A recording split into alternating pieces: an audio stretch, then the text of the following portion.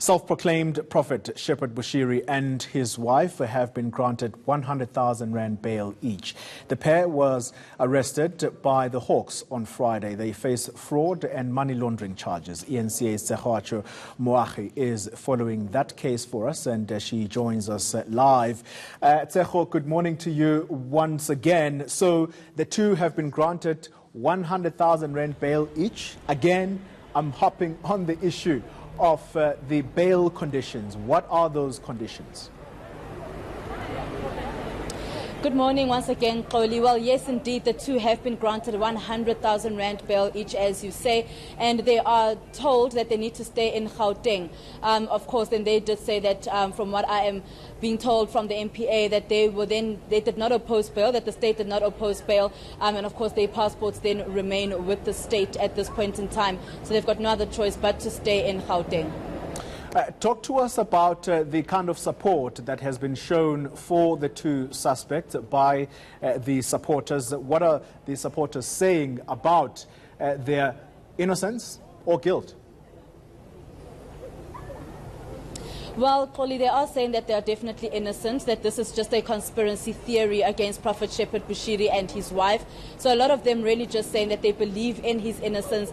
And as soon as the Prophet actually was driven out of a police in Nyala, they opened it up and he was able to speak to the supporters. He did say that they would be going to the church to actually he would then address them at the church. But that is then not possible at this point in time, Xoli, because there are exams that are being written there. So we are told that he will address his followers on Friday. So they are really supporting him. They've been saying, it's much quieter here because they drove out with the police in Nyala as they were escorting the Prophet and his wife out of the court. So they really say, the supporters saying that they're supporting him completely, that he's innocent. This is just a conspiracy theory and it's the devil trying to do its work.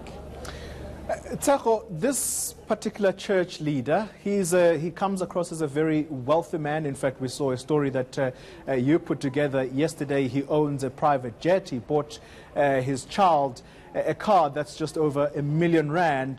Talk to us about why he doesn't have a church base. Is he renting wherever he holds these services? He is renting, Xoli. He is currently at the Tshwane Event Center where he is renting there. There are various halls that where the church service takes place, but he was told by the CRL Commission that he needs to ensure that there is a building that is safe enough to house all his supporters and all his followers. We do know that this goes into the thousands as it is. On Sunday when I was there was about 7,000 people in the main hall, which was Hall J on that particular day. So there are a lot of people that really do support him, and the CRL Commission saying that he needs to find a building. He has vowed to find a building for all his followers, and if I'm not mistaken, it will be in Johannesburg, this particular building.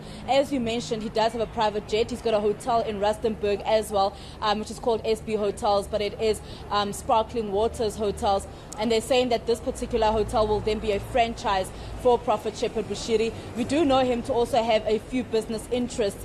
We do not know exactly what these business interests are, but he does have business interests within South Africa and within Malawi as well. So this is perhaps where he's getting so much of his riches from.